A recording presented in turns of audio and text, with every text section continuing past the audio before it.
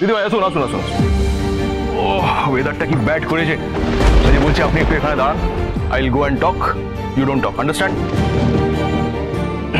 সত্যি সত্যি, ও সত্যি কে রে? আমি সারথি। তা তুমি কি মরতে এই সন্ধ্যাবেলায়? কি দরকার শুনি? সত্যি বলছিলাম যে এই দেখো না, এনাদেরকে এনেছি, একটুখানি থাকা একটু অ্যারেঞ্জ করে দাও না।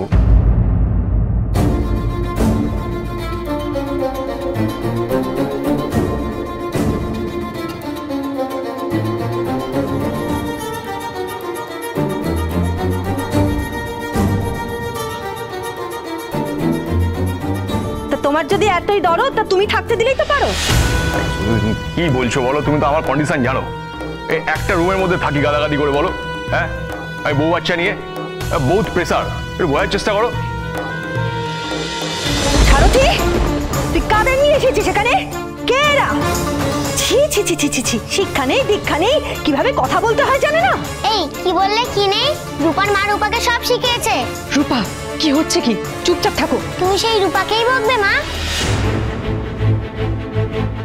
ম্যাডামে একটু চুপ করো প্লিজ। রূপা, আর একটা কথা বলবে না, তুমি চুপচাপ দাঁড়িয়ে থাকো। দিদি বলছিলাম কি, আরে সতুদি, তুমি তুমি অ্যাংরি হচ্ছ কেন? এই তুমি রাখো না এটা। এই দেখো ও রাখছ কেন? ও বাচ্চা মেয়ে বলে দিয়েছে, বুঝতে পারিনি গো। বাচ্চা আমি বলে দিয়েছি? এদিকে কথার বেলায় তো ঠান্দি। এই সারথি, কি হয়েছে রে? আরে রবিদা দেখো না, আমি এনাদেরকে নিয়ে এসেছিলাম ওই মোহনপুরের বাস স্টপ থেকে। এনারা বিপদে পড়ে এখানে এসছেন, হোটেল খুঁজছিলেন। এখানে তো হোটেল নেই, বললাম কোথায় হোটেল, তো থাকার জন্য এনেছিলাম সৌদিদির কাছে। এবার ঝামেলা হয়ে গেছে, দেখো না। দিদি বলছিলাম কি, আজই আমরা মোহনপুরে এসেছি। এই জায়গাটা আমাদের কাছে একেবারেই অচেনা, তাই দয়া করে যদি একটু থাকতে দিতে পারেন। যদি দয়া করে একটু থাকতে দিতে পারেন।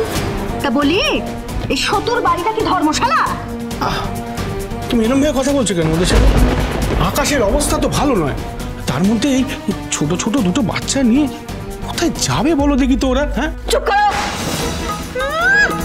বেশি বজনদার এসেছে। কে বলেছে তোমাকে এত পণ্ডিতি করতে?